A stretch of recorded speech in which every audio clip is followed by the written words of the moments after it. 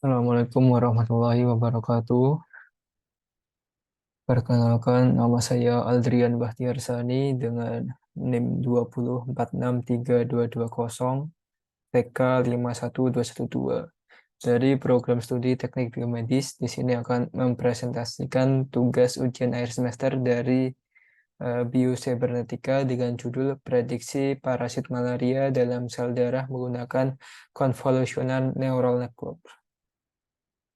Yang pertama ada pendahuluan dan permasalahan. Pendahuluan dan permasalahan yang saya angkat merupakan penyakit malaria. Malaria merupakan penyakit pada sel darah yang ditularkan oleh nyamuk yang disebabkan oleh parasit Plasmodium melalui gigitan nyamuk betina Anopheles. Malaria sendiri telah menjangkit sekitar 200 juta orang atau 200 juta kasus di seluruh dunia dan sekitar 400.000 dari kasus tersebut berupa kematian per tahunnya. Pada gambar di samping merupakan life cycle dari penyebaran parasit malaria. Ketika nyamuk ini menggigit manusia, parasit akan dilepaskan ke dalam aliran darah, lalu parasit akan berada dalam tubuh dan akan berjalan atau menuju ke hati manusia. Di mana dalam hati manusia, parasit akan jadi parasit dewasa. Setelah beberapa hari, parasit akan masuk ke dalam aliran darah dan mulai menginfeksi sel darah merah dalam waktu 48 jam hingga 72 jam. Parasit dalam sel darah merah akan berkembang biak menyebabkan sel yang terinfeksi pecah. Parasit terus menginfeksi sel darah merah yang akan mengakibatkan gejala yang terjadi dalam siklus yang berlangsung 2-3 hari setiap kalinya. Dan parasit malaria akan menyebar ke seluruh darah merah. Mengetahui siklus hidup dari parasit Plasmodium sangat penting untuk melakukan identifikasi yang benar dari berbagai tahap perkembangan parasit dan spesies untuk didiagnosis. Parasit Plasmodium sendiri terdiri dari beberapa spesies. Yang pertama ada spesies Plasmodium falciparum. Ciri dari infeksi Plasmodium falciparum merupakan terdapat titik-titik Maurer eritrosit yang terinfeksi poli dan bentuk gametosit yang khas seperti pisang. Lalu ada spesies Plasmodium vivax dan Plasmodium ovale yang memiliki kesamaan dalam bentuknya. Lalu ada Plasmodium malariae yang menyebabkan tingkat parasit yang lebih rendah karena siklus perkembangan yang lebih lama. Lalu ada Plasmodium knowlesi. Lalu ada Plasmodium malariae. Udah. Selanjutnya dari berbagai jenis spesies Plasmodium tersebut, kita dapat mengetahui spesiesnya dari beberapa cara. Kita dapat memodelkannya dalam pemeriksaan mikroskopik apusan darah tebal dan tipis yang diwarnai, yang merupakan acuan untuk melakukan diagnosis parasit malaria dalam darah. Eh,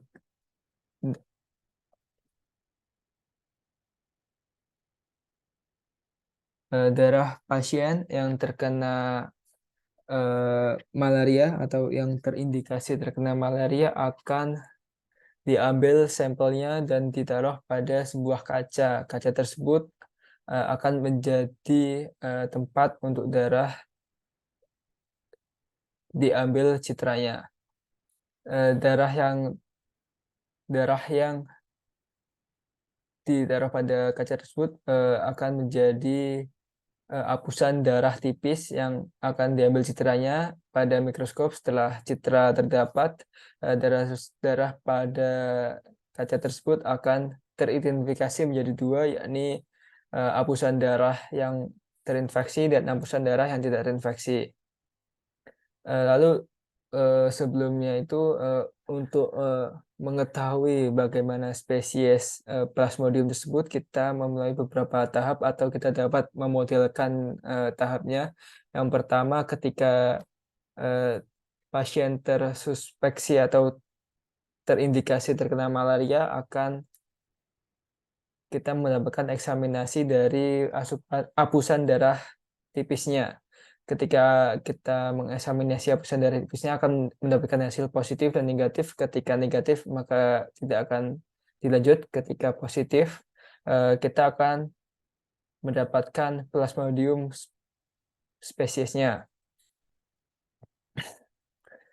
Ketika kita mendapatkan Plasmodium spesiesnya, kita mengeksaminasi hapusan darah tipisnya.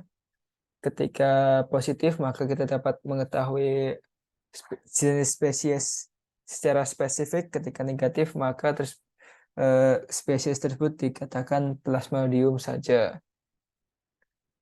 Lalu selanjutnya ada metode penyelesaian masalah dan pengujian. Dataset yang digunakan merupakan dataset dari 2 folder atau 2 kelas, yakni yang terinfeksi dan tidak terinfeksi, yang terdiri dari gambar 27.558 citra. Dataset ini diambil dari website berikut ini. Lalu selanjutnya kita menggunakan arsitektur CNN. CNN merupakan sebuah arsitektur yang khusus dirancang untuk mengenali pola pada data spasial seperti gambar. CNN sendiri terdiri dari beberapa layer, termasuk layer konvolusi, layer cooling, layer dense. Layer konvolusi sendiri untuk mendeteksi fitur-fitur pada data gambar, sementara layer cooling digunakan untuk mereduksi dimensi spasial dan kompleksitas komputasi. Lalu ada hasil dan pembahasan. Langkah-langkah yang sudah saya lakukan. Pertama, membagi dataset menjadi set pelatihan dan validasi menggunakan image data generator. Lalu model CNN dibangun menggunakan API sequential dari library class. Lalu proses pelatihan dimulai dengan menggunakan fit generator. Lalu menyertakan bagian untuk menguji model pada satu gambar atau melakukan uji prediksi pada model tersebut. Selanjutnya ini adalah hasil dari training yang sudah dilakukan dengan 6 epoch, menunjukkan akurasi 95% tingkat akurasinya. Lalu selanjutnya ada plot model training. Dari ini ada 2 plot, yakni model akurasi dan model loss. Di sini menunjukkan untuk model akurasi, tingkat akurasi semakin naik dari setiap epochnya. Lalu untuk model loss, setiap epoch akan turun nilai dari loss-nya. Selanjutnya ada classification report dan confusion metric. Di sini menunjukkan nilai akurasi yang begitu rendah, yakni 0,5. Lalu di sini ada confusion metric yang dapat dilihat. Selanjutnya alasan atau mengapa hasil ini bisa terjadi pada model arsitektur yang sudah saya buat adalah yang pertama ada ketidakseimbangan pada dataset, lalu ada kompleksitas model yang belum terlalu kompleks pada layeringnya, lalu ada kualitas data, durasi pelatihan, lalu ada tuning hyperparameters dan inisialisasi acak. Lalu yang terakhir ini ada uji tes prediksi pada model. Saya menginputkan gambar, lalu di sini akan ada labeling. Yang kiri ini gambar sebuah sel darah yang terinfeksi atau ada parasit. Yang sebelah kanan ada citra yang tidak terinfeksi. Di sini labelingnya benar, jadi prediksi benar. Yang terakhir ada kesimpulan. Untuk mengatasi tantangan dalam diagnosis malaria dapat menggunakan Convolutional Neural Network atau CNN untuk mendeteksi parasit malaria dalam gambar sel darah. Lalu untuk pengembangan selanjutnya dapat menggunakan model CNN lainnya sehingga tingkat akurasi dapat meningkat, seperti ResNet, UNet, atau apapun. Sekian dari saya, terima kasih. Wassalamualaikum warahmatullahi wabarakatuh.